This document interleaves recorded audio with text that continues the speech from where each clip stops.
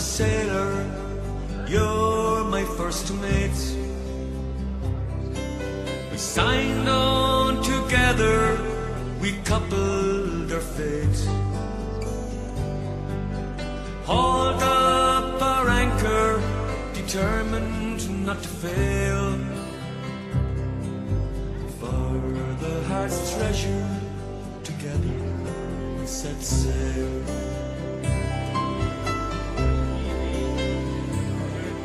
With no maps to guide us, we steered our own course. Rode out the storms when the winds were gale force. Sat out the doldrums in patience and hope. Working together, we learned how to cope. Life is an ocean and love is a boat. In troubled waters, it keeps us afloat. When we started the voyage, there was just me and you. Now, gathered round us, we have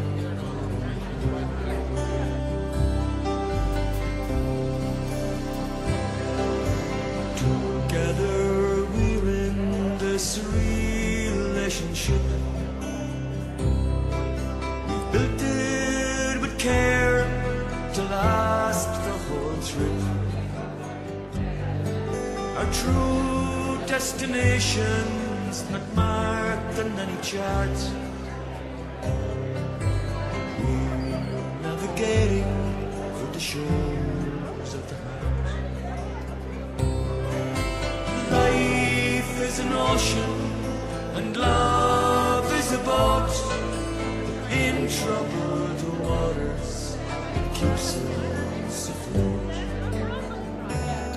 When we started the voyage, there was just me and you. Now gathered round us, we have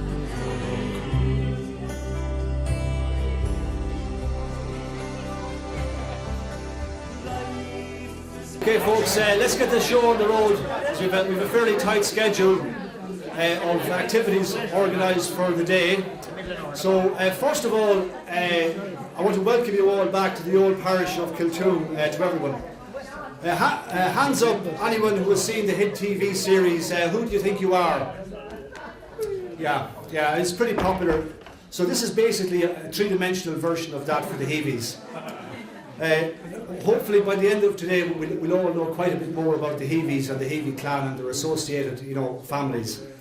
My name, for the many people who don't know me, is Michael Heavey, and I'm originally a native of Athlone, and I'm living now in Lucan, County Dublin, married to Anne Marie, and we have 3 children all here today. Lisa, she's helping with the name badge. It's a very important job because it's very easy to forget someone's name. I always forget someone's name 2 seconds after I'm introduced. And Sam is helping with the database and the photography, so we hope to basically build a database, and if people are interested in genealogy or re-establishing sort of a family tree, well, email is a very useful way to exchange genealogy and information about family history, etc. So feel free to leave your email if you're interested. And Colleen Heavey will do a small bit of charity work. I mean, I've designated a charity for today, and it's SOAR, and Colleen will do a little bit of work with that.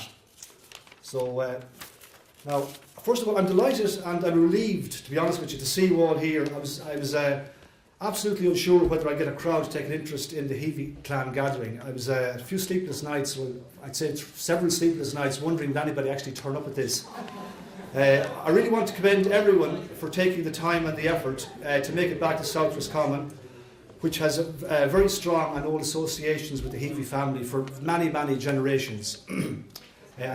I can count at least 7 generations here, from my grandnephew Pip and Philip and Toby, up to my great-great grandfather Patrick Heavey, who was living around the time of Napoleon Bonaparte, and his records exist in the parish of Kiltoom. So you're talking at least 7 generations association in the parish of Kiltoom. I particularly want to commend the people of our extended clan who have travelled from overseas. I'm sure I get to meet many new faces over the course of the day, but I know already that David and Lois Heavey have travelled all the way from the UK. Lee Heavey has travelled from Richmond, Virginia. Lee's brother Thomas and his wife Linda have travelled from California. John and Bernie Heavey have travelled from Kansas. And my namesake, former Democratic State Senator Judge Michael Heavey, has travelled from Washington State and Seattle. And my other namesake, Michael Heavey, has incredibly travelled all the way from Chile. He's a third generation Irish living in Chile. And Michael de Chile has been most helpful in gathering the troops. I mean, he's put quite a bit of effort into supporting me in getting the message out to the Heavey, extended Heavey clan.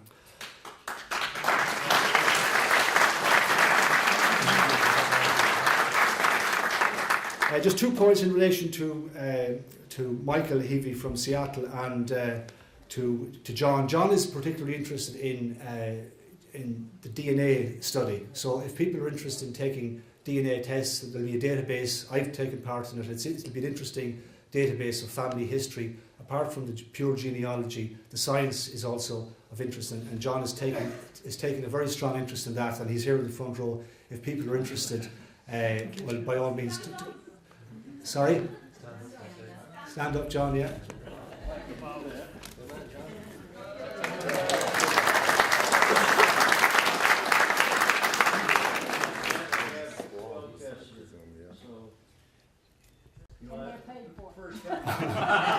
You don't have to pay for it. Thanks, John.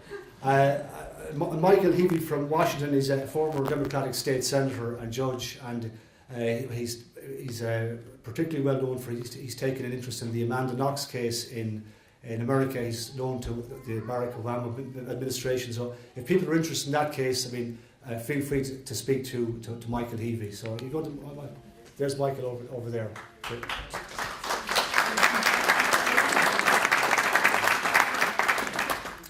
Now the day ahead is fairly busy, and the programme is roughly as follows. I mean, I'm not an event manager, so as you can tell, so hopefully it'll run smoothly enough-ish. I will shortly call on my first cousin, Father Joe Coyne, to say a few words and to remind us of and say a short prayer for our departed loved ones. Father Joe and I spoke about having a millennium gathering as far back as 1999, and Joe was parish priest of my parish in Lucan, and we were both involved in helping to restore the beautiful old chapel in Lucan. And you know, one of the things we discussed was having a gathering back for the millennium, but you know, we sort of just drifted. But the idea for a family gathering was originally mooted by my uncle Paddy Heavey in Castlerea and my dad Michael many years ago. But as we all know, life has a habit of passing us by, and just things don't get done, and we kind of regret it later. So there are things we promised ourselves we would do, and for one reason or another, they never happened. After Joe, I will call on former Clare hurling all-star Tony Griffin to say a few short words on his youth support organisation, SOAR. That's S-O-A-R, SOAR. I think it's a good idea when we're all enjoying ourselves and having a good time, perhaps to think about other people who are experiencing difficulties in life. If you're impressed by this work and wish to make a small donation, Colleen, my daughter, who's involved with SOAR, will be glad to hear from you at some point in the day. Finally, local historian William Gackwin will then give us some very interesting insights into the lives of our ancestors and an overview of the area around Kiltoom back in earlier centuries. And I'm particularly looking forward to this, as I'm very conscious of the effect of the potato famine had in Roscommon, and there are hundreds of thousands of our Roscommon diaspora all over the world because of the Irish potato famine and its immigration consequences in the following decades. I mean, I think in 1830 or 1840 there was 300,000 people living in Roscommon, and today there's about 80,000 or 70,000. So there's, in the course of 160 years, there's an unbelievable decline in the population of Roscommon, and that's mainly the result of the potato famine. We'll then have a light lunch after Willie's lecture. We'll have a light lunch, and we'll hopefully, assuming the boat turns up, we'll board a boat for Athlone. And if people don't want to go on the boat, well, we can arrange taxis or whatever into Athlone. Now in Athlone we'll be taken on a guided historical walking tour by local historian Donal O'Brien, and Athlone is the town with probably the most significant historical association with the Heavey clan. If the walk is too much for anyone, they can rest in Sean's Bar, or there's a very good exhibition in the nearby castle, or they can go shopping or have a coffee or whatever. I mean, there's no one under any pressure or obligation, but if people are interested in a walk and a bit of history, it's there for them. Sean's Bar, by the way, is officially the oldest pub in Ireland according to the National Museum of Ireland. The tired walkers will return to Sean's Bar for a beer or two, and then we return here by boat for dinner and music to the hotel. There's going to be straw dancers coming, traditional type set dancing. It'll be a half-hour floor show, and people will be invited to participate in that if they wish. But it's mainly a sort of traditional, historical, the connection with our past and our grandparents and our great-grandparents, how they would have entertained themselves back in the day. Now, the first, on a personal level, the first Heavey-related memory I had in my life was actually at the funeral of my maternal grandfather, James Moore, in 1965, when he passed away. And up to that point, as a child, one isn't conscious of family. But James Moran's particular, even though he's not a family member, his story is worth a quick diversion, and it leads to the point I'm going to make later. He was born in the Clonmacnoise area, 10 miles south down the Shannon, and Clonmacnoise is an 8th century monastic site and university site, and well worth a visit if you haven't been there yet. We visited yesterday with some of our American cousins, and I think they were quite impressed with it. James Moore emigrated to New York in the early 1800s from the Ballynahown, Clonmacnoise area, and worked in New York, and was conscripted into the US Army in 1917 when the US entered World War I. He went through some really absolutely horrific experiences for about 2 years in the trenches, and when the war ended, he remained on in France to help with reconstruction. He was about to return to America when he heard about his aunt.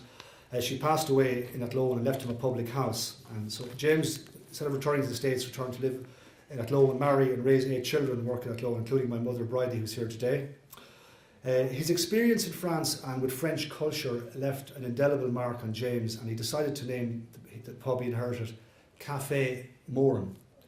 And this was the first time that the exotic word cafe was seen in Athlone. And given the agricultural hinterland of the town, all the locals refer to it as the calf Morans, as in baby cow. And James himself became known as the calf Moran, as did James's son, my uncle Jimmy, the calf Moran, and onto his own son, my first cousin, James Moran III, and he was referred to in school as the calf, you know, shortened to the calf. But it's interesting how it went from Café Moran to the calf. James's funeral was very moving for me as a child. I can clearly recall, it was 1965, so it was actually a year before England won the World Cup. Now, if you think about it, you had Bobby Moore, Bobby Charlton, Nobby Stiles, and all those heroes, Alf Ramsey, and the year before that occurred, James passed away. And I can clearly recall being at this graveside, and I was kind of slightly traumatised by seeing my mother weeping, and her sisters. By the graveside was Bridie was there, May, Kathleen, Rita and Pauline, and I was kind of disturbed by it, but things brightened up considerably. I remember the bumpy road back from Clonmacnoise, and these fascinating cars were Jags. My uncles, I'd never met them before, and they had these fantastic Jaguar cars. I was as a kid, and I've always been since interested in engineering and cars. So we returned to the house, and my father's brothers, Willie, Paddy and Tommy and Bernie appeared. My recollection of them was that they were like characters out of an old swashbuckling Earl Flynn pirate movie, or the Three Musketeers. They crackled with energy and vitality, and they had an air of can-do, will-do, and immediacy about them, which left a very positive impression on me as a child. I later met their sisters Kathleen and Maureen, and they were both human dynamos also. As a child in the 60s, you were lucky if you got a threepenny piece with one with a rabbit on it, or a sixpence. There was a greyhound on that for sweets. That was the treat on a Saturday if you were lucky. The Heavey brothers were handing out the old orange 10-shilling notes and big green pound notes to the children, like Snuff was awake, you know. So I was particularly charmed with that.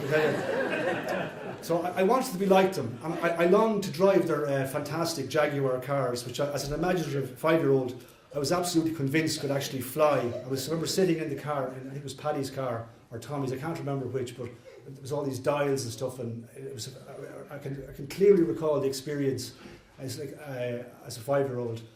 So I was intrigued by these guys. I'd never met them before, and I was excited to meet them, and I was proud that I was a member of this flamboyant family or tribe, which seemed to burst with energy and positivity. The point that I'm getting to is that I was born lucky, basically, by dint of nature and by dint of nurture of these men and women who went before, and as we all are, I was unconsciously being equipped with assets and confidence for life and living. I felt I was part of a strong team, a strong family, but not everyone is so lucky, however, and many young people in particular have serious issues with self-confidence and lack of self-esteem and issues like that. Now, I first heard Clare hurling all-star Tony Griffin. He's here today and he'll speak to you shortly, but he was speaking with RT Broadcasting icon Marion Finucane about 2 years ago, and he described the work he does in Irish schools with these youth issues of self-confidence and mental health, and his discussions with Marion was quite fascinating to me, and it had serious credibility, basically. He caught him Nathaniel. I mean, he wasn't bullshitting. He sounded to me very genuine. So Tony has emulated the structure from an Australian charity which was founded by Dubliner Jim Steins, and Jim Steins is the only person to win the highest honours in both Gaelic football and Australian rules football, and he's an absolute hero in Australia. In fact, they've already erected a statue to him in Melbourne. Now, Jim Steins passed away prematurely from cancer some time ago, but his work carries on with great success in Australia with youth, particularly 12 to 18 year olds. And now in Ireland, through the sister organisation SOAR, the charity Tony runs. I'm hoping that if you have an enjoyable day today, you will consider supporting SOAR, which is completely oriented towards mental health issues for second level students in Irish schools and totally independent of the state sector. Finally, in terms of Dorry Feely insisted that in terms of, there's a dinner on tonight, and I was happy to just, it's a gift from my father and my uncles effectively to everybody, but Dorry insisted that the cousins wouldn't come unless they paid for their dinner. So if you want to pay for your dinner, you can pay for your dinner, but I certainly absolutely insist that anyone that has travelled from overseas, the least we can do is give them their dinner, you know what I mean? So, but anyway, you can take it up with Dorry. So that's basically, so, enjoy the day. I'll now call on Father Joe to say a few words, and then we'll have Tony give a short introduction to SOAR, and then William will give a lecture on the history of Kiltoon. Thank you.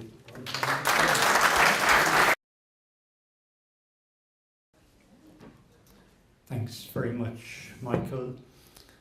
I must say thanks to him for his resilience and generosity in organising this event. It's a tricky thing to take on with all these self-confident people who will do what they like and try to organise us.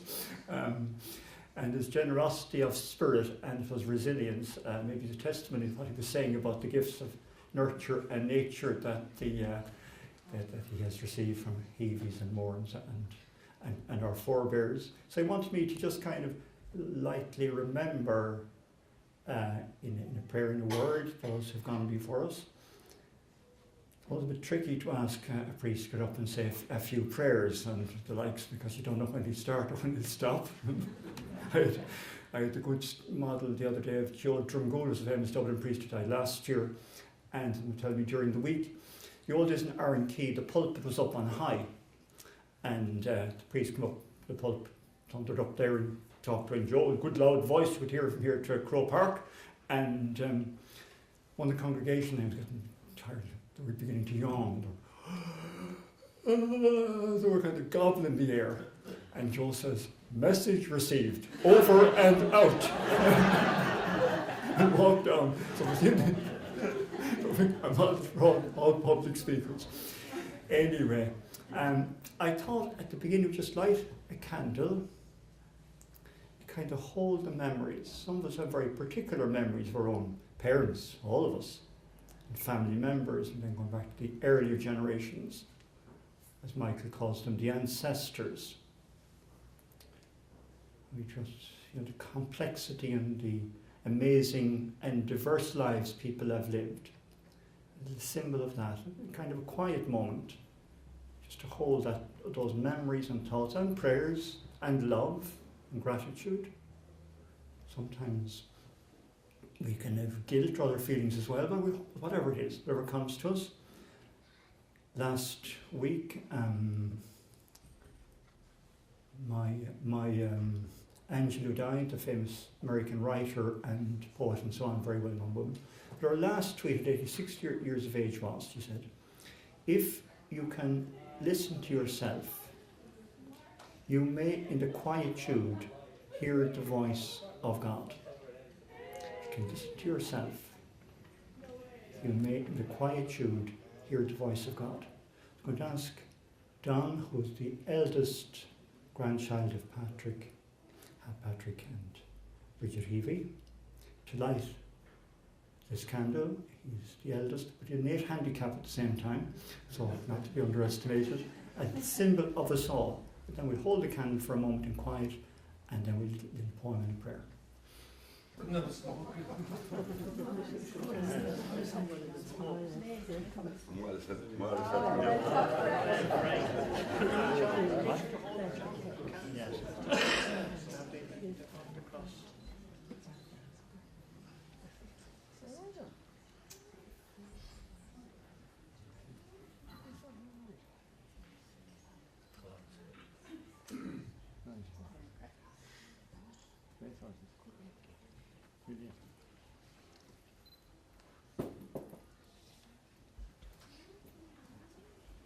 hold the candle just for a moment of quiet and our own best memories and thoughts and prayers with our forebears.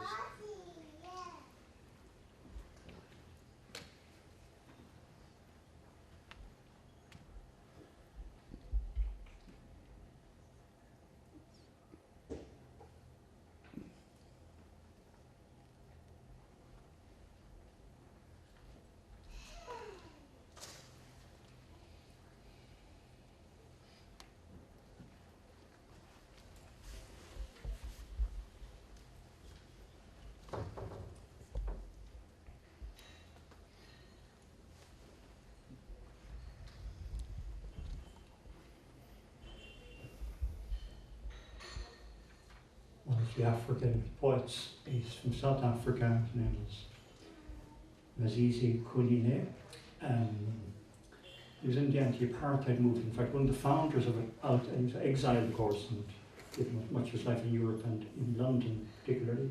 I'm going to read this poem. It's called In Praise of Ancestors. In Praise of Ancestors. Sense that we're still in their world and connected with them. And I invite Geraldine and Patrick now, please, to read the prayer for us. Hi, I'm Patrick. Kathleen Heavey was my mum, and this is my daughter Ola. She's going to help me read this because I don't have my reading glasses with me. But in light. In praise of ancestors. Even now, the forefathers still live. They are not overcome by the power of the whirlwind. The day that sealed their eyes did not conquer them. Even the tall boulder that stands over them casts only a humble shadow over their resting place. They are the great voice that carries the... What's that order? The epics. They are the great voice that carries the epics. The ancestors have come to listen to our songs. Overjoyed, they shave their heads in ecstasy. With us they celebrate their eternal life. They climb the mountain with their children to put the symbol of the ancient stone on its forehead.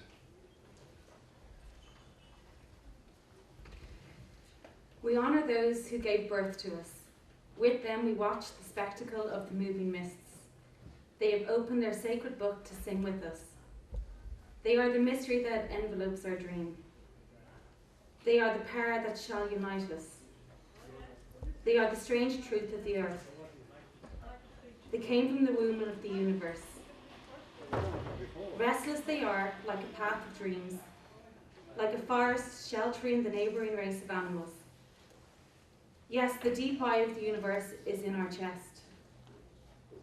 With it, we stare at the centres of the sky. We sing the anthems that celebrate their great eras. For indeed, life does not begin with us.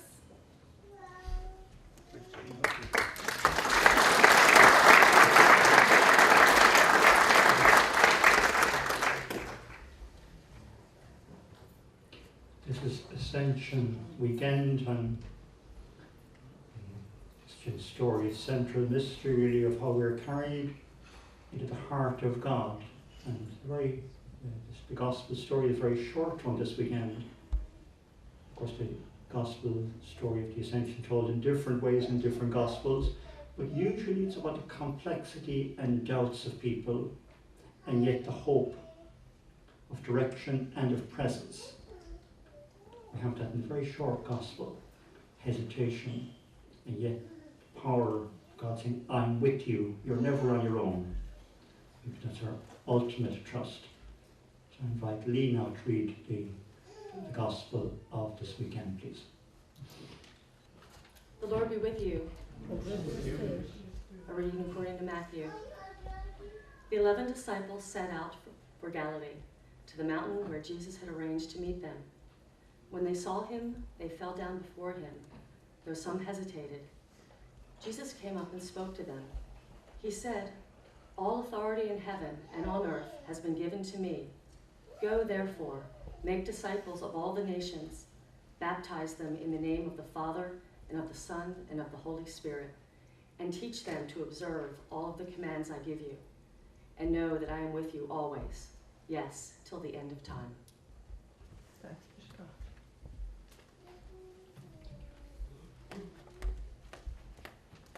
Those words bring in our ears this time for ourselves and those who have gone before us. I am with you always to the end of time.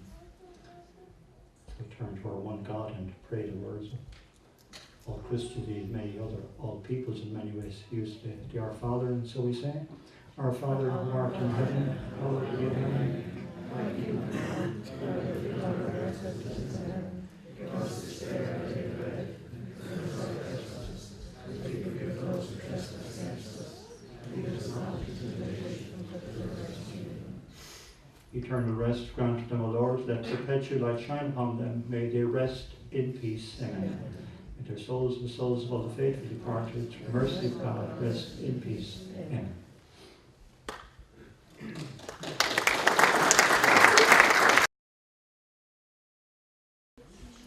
Hello everybody. I'm not great standing behind things. I get very uncomfortable, so if it's okay, I'm just going to stand like this. Is that all right? Great. And if you can't hear me, I'll shout a bit louder. I'm definitely the only imposter in the room because I'm a griffin.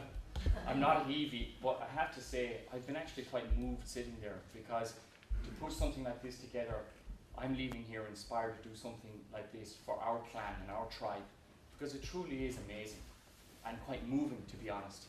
And I'm very honoured to be here as a result of even just hearing what has been said and the things you said, John, particularly you, Mick, because I've got to know Mick quite well and I consider him a friend. I'd love to give you a little quick background on who I am, so you have a sense of who I am.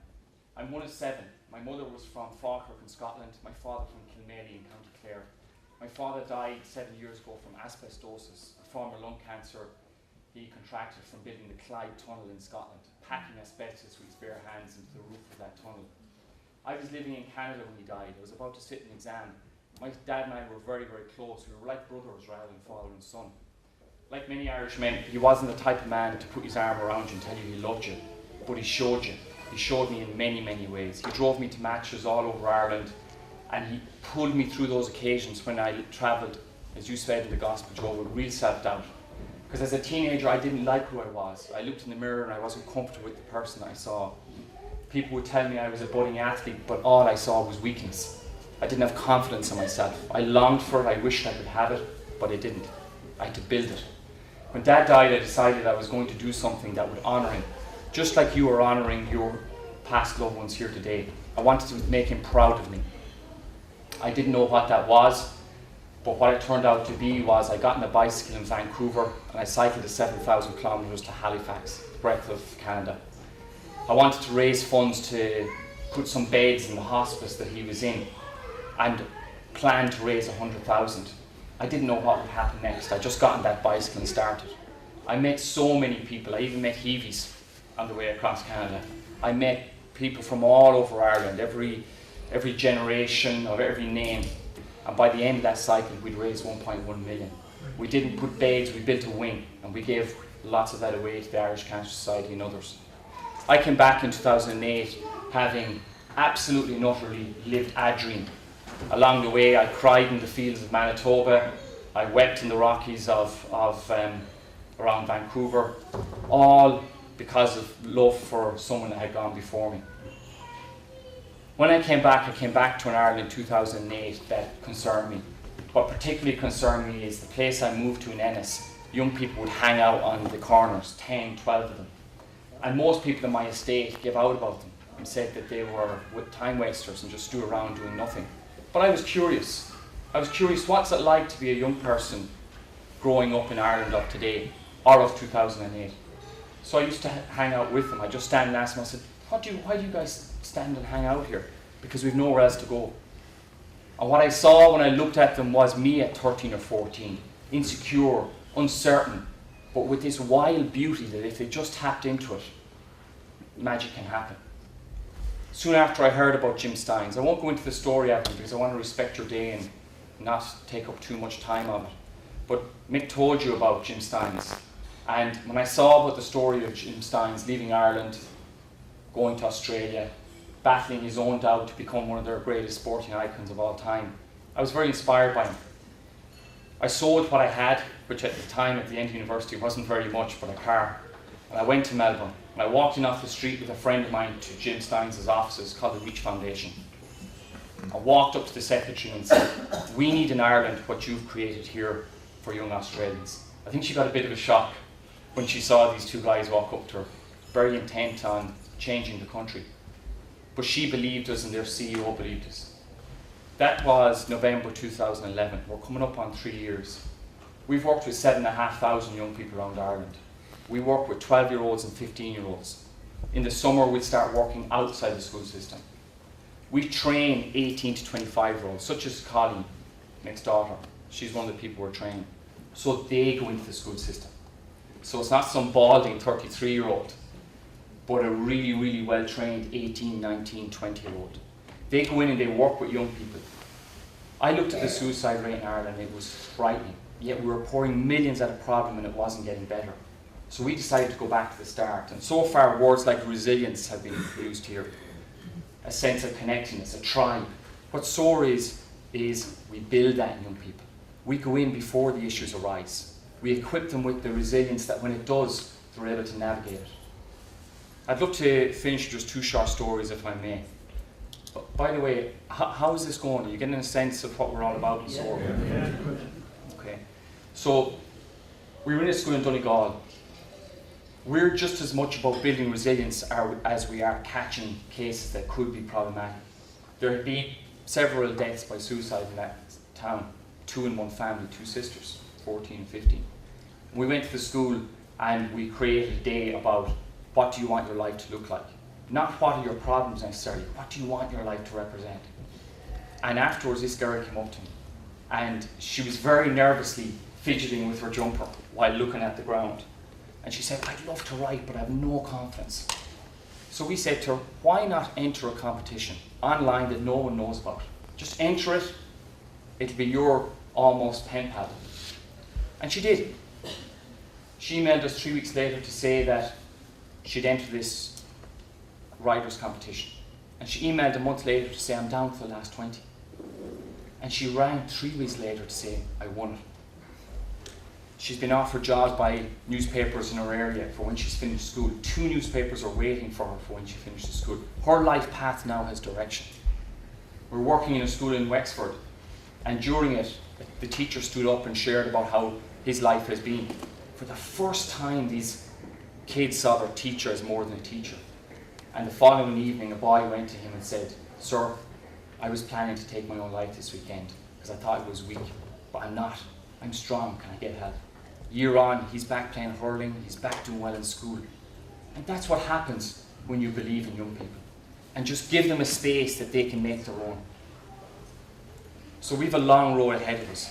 At times, because of what Mick said, without getting funding from the government, it's difficult. But we're only going in one direction, because young people like Colleen and others are now taking ownership of SOAR, and it's beginning to flourish in a direction that just amazes me.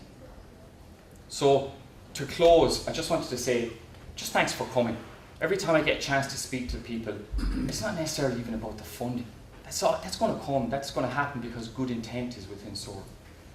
All I'd say is, I'm loving the fact there's so many young people around here, and to believe in those young people. Because our young people, whether it's in Ireland or the States or Chile, all they want is someone to see them and to tell them, you've got something. And when you do that, their lives can turn into something unbelievable. Just like so many of you Heavies that went abroad and are coming back. So thanks so much for having me along as an imposter on your day of celebration. And thanks to you, Mick. You've been a true friend over the last year, and I gain a lot of inspiration from you. So as the day goes on, I think I'm going to stay till after lunch, and good news, my wife's pregnant, by the way. I met her on the last day of that 7,000 kilometre cycle. So I'm going to head home to spend the afternoon with her. But early in the morning, if you want to come and just ask me about SOAR, please do. Or if you have a school you know you'd like us to go to, please find us. So thanks very much.